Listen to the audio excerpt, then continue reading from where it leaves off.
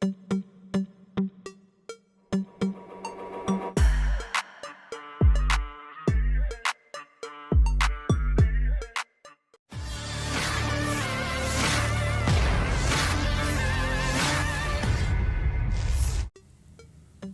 beberapa hari di bulan Mei, seluruh wilayah-wilayah Lugansk tidak senang dengan cuaca hangat, terutama pada malam hari.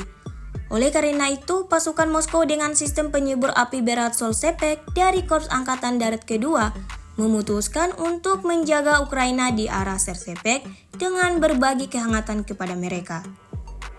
Rekamannya ramai beredar di media sosial Telegram pada Kamis 9 Mei 2024. Dalam rekaman tersebut, prajurit kubu Rusia berbagi kehangatan dengan meluncurkan rentetan serangan rudal ke posisi angkatan bersenjata Ukraina.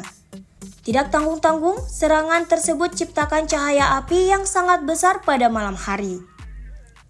Serangan yang menyasar pemukiman yang diduduki tentara Ukraina itu dapat dipastikan memusnahkan semua yang ada di posisi target. Hingga video ini beredar, beragam komentar dituliskan warganet. Download Tribun X sekarang, menghadirkan lokal menjadi Indonesia.